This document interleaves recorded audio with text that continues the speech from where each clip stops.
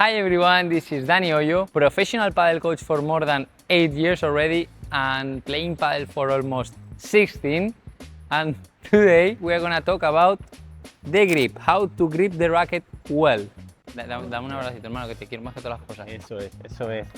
The grip is the most important aspect when we are talking about technique. You are trying to make your forehand volley better and you are paying attention on your elbow, on your shoulder rotation, on your feet. If your grip is not well, you won't be able to fix your shot. The way of taking the racket that I'm gonna teach you today, it's the one that it works for me and for our players in our academy. I've been teaching the grip in different ways during my career as a coach, and the one that I'm gonna teach you today is the one that it works the most today in 2026. There are no best ways or worst ways to hold the racket. There are different ways, and all of them, they have positive and negative aspects. If you really understand it, you will be able to understand what is gonna happen on the court.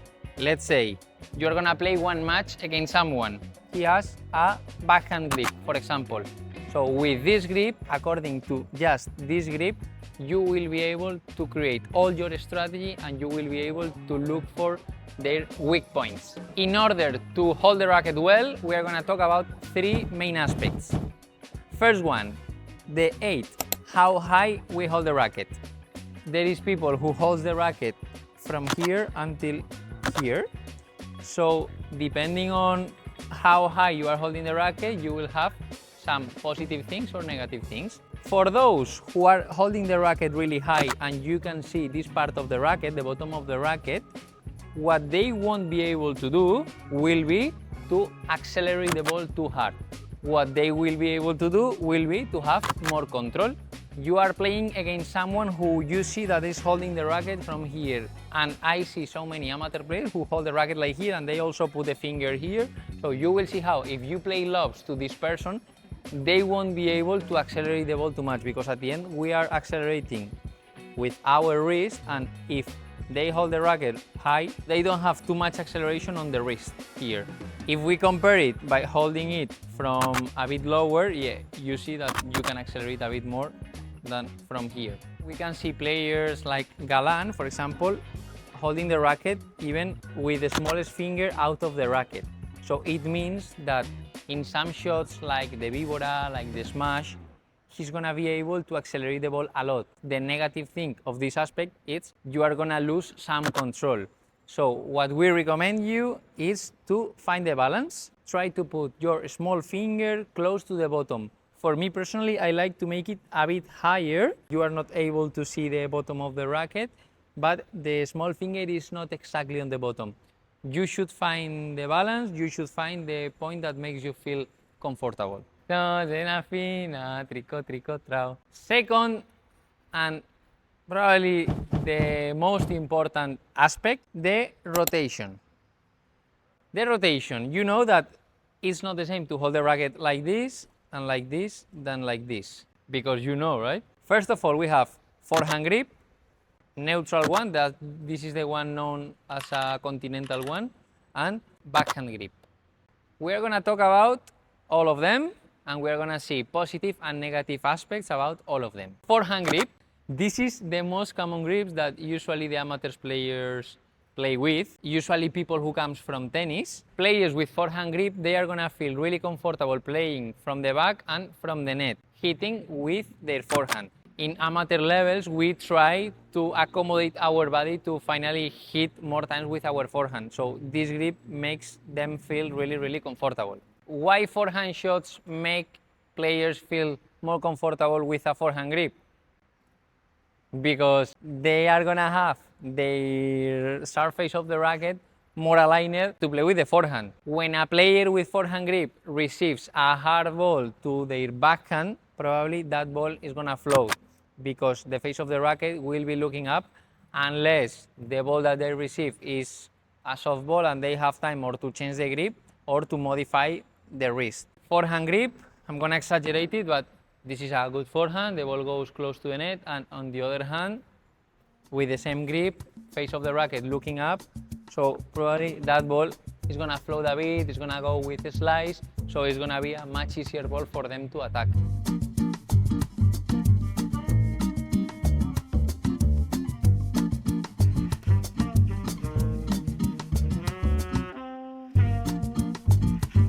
One of the most common mistakes that these players with this grip will do will be to play directly against the wall. So why is this? Because when you hold the racket like this, you cannot close your wrist as if the grip was backhand grip. For players with forehand grip, bandeja, víbora, overheads in general, smash, they are gonna go straight. And for more advanced levels, we will need to start doing, as soon as possible, to start playing to the feet of the opponent. Because when you play to the feet of the opponent, they stop coming to the net. So you can keep your positioning at the net. If you are watching this video and you are learning, I think something fair for you and for me is to subscribe, right? You will be able to win that friend who thinks that he's better than you, but no, you know that you are better than him, right? So please, subscribe. Thank you. Let's talk about backhand grip. As we were mentioning before about how difficult it is to break the wrist with our forehand to play down to the floor, now with the backhand grip it's gonna be the opposite, okay? It's gonna be this much easier.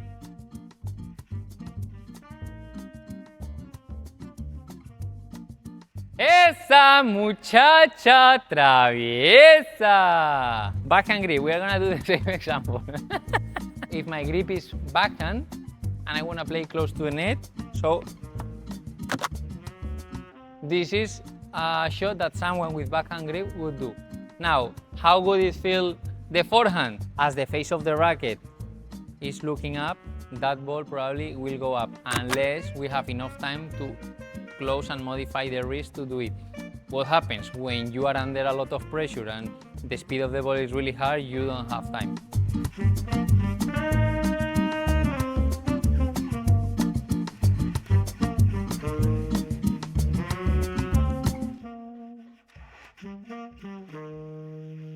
As you could see, with forehand grip you can do some good things and you cannot do some different things. With the opposite, backhand grip, you can do some things and you cannot do some. So what we are gonna do? We are gonna make it neutral. That's what it's called, continental. I wanna connect you this with the whole mindset of our method. We think that if you wanna be a very good player, you must be regular. If you wanna be regular, not only at the end of one match, at the end of one tournament, it's like at the end of the season. Starting from the grip, we are gonna make our game as more regular as we can. We're gonna start holding the racket well. So we're gonna do it continental, which is neutral. Neutral grip allows us to play flat shots. This is something that we will talk in another video coming soon. If you have a neutral grip, you will be able to do forehand or backhand close to the net with a good flat shot. It won't happen anything if you receive one fast ball here and one fast ball here. What we will recommend is, if you need to make the ball closer to the net because the match is very demanding, so you will be able to close a bit the face of the racket, not by changing your grip. Instead of changing your grip, you will be able to do it by modifying your wrist. For every shot in paddle, we won't change the grip. Please don't get me wrong. So let's say you are defending a really difficult volley. So in that ball, yeah, of course, I will need to open a bit the face of the racket, or the same here. This is my continental grip. If I want to hit this ball, I will need maybe to change a bit the grip, but this is the exception. With this grip, we need to be able to do whatever we want.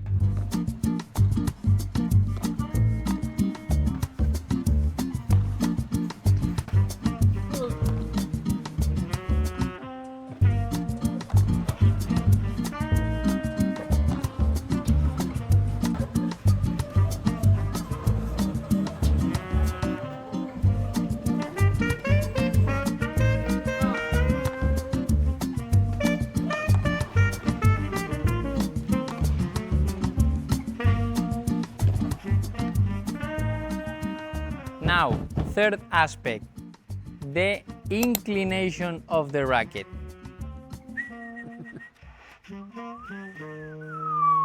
Probably you have seen, or I've been teaching like this when I was starting, that, okay, put your hand here, go down, down, down, and then close. Okay, if you do this, just this, the grip is gonna be slightly forehand grip, it's not gonna be the right neutral that we want. And also, look, how is my racket? How is my index finger below the thumb?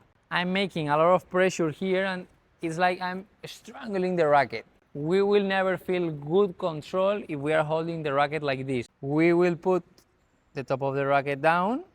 So what this is gonna allow you is to help you to play with more chocolate. You should know that it's very important to play with some chocolate, but don't eat the chocolate. Just play with chocolate. As before we have been doing every time, find the balance. It's not the same to play with the finger here than with your finger here. So let's find the balance and let's feel comfortable. If you play with your trigger finger really straight, that will mean that you will have much more control, but you will lose some power when you are hitting with your backhand. When we want to block, it will be better to make it a bit lower. And there is people who plays comfortable like this and there is people who plays comfortable like this. But please always the thumb below the index. ¿Y por qué tengo manos de chiquillo? No sé. This trigger finger is going to allow you to play more relaxed. When we play like this, you potentially will feel elbow pain, which is not recommended. Holding the racket like this, I want to play a lob, I want to get out of the back zone. If I want to play a lob and the ball is really down, I will need to play the lob like this. So this is not very comfortable to be playing all the time like this. You can do it if you are an athlete and if you have been training a lot to do this, but what we recommend you is, okay, let's change the inclination of the racket. Let's make the top of the racket go lower, and from here I can play a lob, I can play also chiquitas, or I can even play one hard ball, or I can direction the ball wherever I want. The same with my backhand. This is the good thing of having the right rotation, the right inclination, and the right height.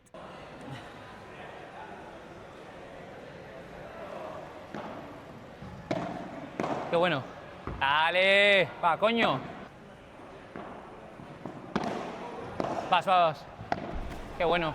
Please don't leave, because now we're gonna see some examples of how you can put in practice what you just learned. But before, I'm gonna show you what is this. For the last 8 years, I've been coaching padel. In this last year, we have been running the padel method. And we are so conscious about how important is the grip on the players. The Auro is gonna help you with the 3 main aspects that we just seen in the video. 8, then the rotation, and then the trigger finger. And this is like a 24 hours coach. When we are doing trainings in the academy and you explain really good these 3 aspects to the players, what grip are you using? Most of the technical mistakes comes because of the grip. You can be playing padel, you can be hitting, you can be training physics. If your grip is not good, you cannot improve in padel. But then when they start playing, they are focusing so many things in the ball and the grip suddenly can change. Maybe they are understanding why the grip is so important, but when they are playing, they are gonna do what makes them feel more comfortable or what they have been doing for a long time. So with this, you have something who is not allowing you to change the grip and who is pushing you to do all the time the right things. We are gonna sell them here in our academy, and we are gonna start distributing also in Indonesia. If you really want a 24/7 coach, you can watch my videos. But also, if you wanna have something physical, you can get one of those Auro Grip. So you will have all the information in the description of the video. And now we will see some quick wins that you will be able to apply in today's match or tomorrow's match or next tomorrow's match if this week is a bit busy for you, and you will be able to win a lot of points, trust me. You will win in padel if you hit as much as you can with your best shots or your comfortable shots, and you are able to make your opponent hit their shots that make them feel more uncomfortable. Fundamentals of padel, of strategy. I think that you will play with the right grip, so this is going to allow you to play very regular. You are not going to show them so many weaknesses. So what we are going to learn now is how to identify in your opponent's weaknesses and how to push these weaknesses. First one, so important. If you see that your opponent has forehand grip or backhand grip, so you just can play to the opposite shot. Forehand grip, just play to their backhand. Backhand grip, just play to the forehand. If you even can play hard speed, that is gonna be much harder for them. You will see how, or they are gonna make the mistake directly, or they are gonna give you that sweet ball to smash it or to play a lot when you are at the back. According to this, if you see someone who is every time changing the grip, you can just change the direction of the shot playing hard speed. They won't be able to change the grip as fast as you are playing. Probably they will make the mistake directly or they will give you a very easy ball. For a bit higher level players, let's say I'm gonna serve. I know that my opponent has backhand grip. So if I know that my opponent has backhand grip, we can serve to him to the backhand. I know that she's gonna play down and I will play a chancletazo because he won't be able to play lob. If you see someone who is holding the racket like this when they are gonna receive and you serve really fast to the feet, that ball they are gonna be able to play a lob unless they prepare it with time. You can serve, you can really go close to the net and you can play another chancletazo.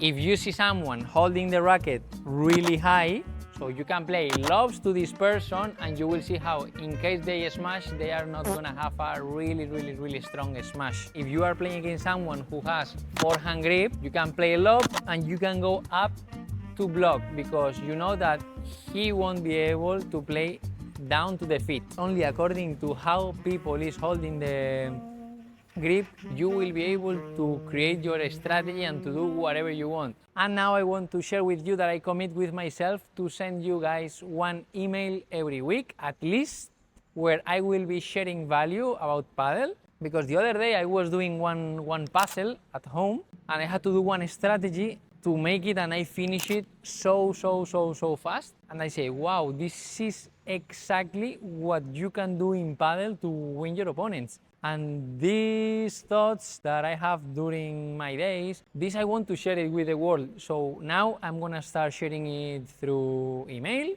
We're gonna put the link in the description. You can put your email there. Thanks so much for watching this video. Thanks so much for staying with us and see you soon.